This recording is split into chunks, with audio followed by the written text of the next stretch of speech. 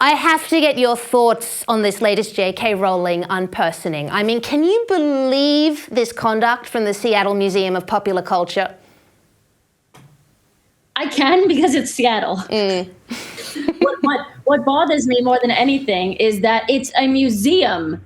So it's clearly about it's supposed to be a museum documenting history, but it's erasing history, it's rewriting history. If it's an art museum in any sense of the word, isn't art supposed to be about the idea of freedom of expression, freedom of speech, freedom of thoughts? And it's like a modern day. I mean, it literally is a modern day book burning in a sense, or maybe a cover burning.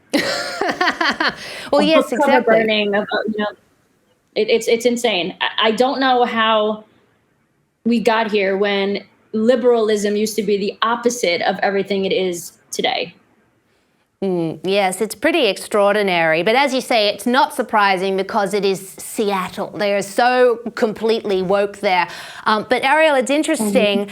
The extraordinary thing about this is, like I said, there is a unique hatred, isn't there, for women, adult human females, who speak out on these issues. Because as further down in this blog post, it says that they've, in their sort of museum of fantasy or whatever, where they've taken JK Rowling's likeness out, they said there are actually a lot of individuals in there who have shady personal histories. So they've left all those other people who have shady personal histories, but why is JK Rowling somehow so evil that she's the one who has to have her likeness pulled? I think there's a number of reasons. I think one, because she's outspoken, one, because she's a woman, or two, because she's a woman, and three, because she's wealthy.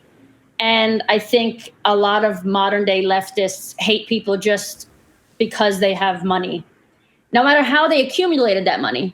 Right. This is a woman that, like you said, survived a domestic, abusive relationship and came out clean, so to speak, on the other side, and made something of herself, inspired millions of kids.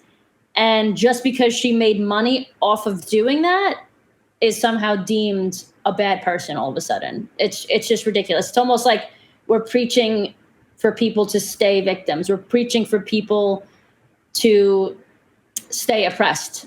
I mean, it just doesn't make any sense to me. That's what leftist ideology is doing now, though.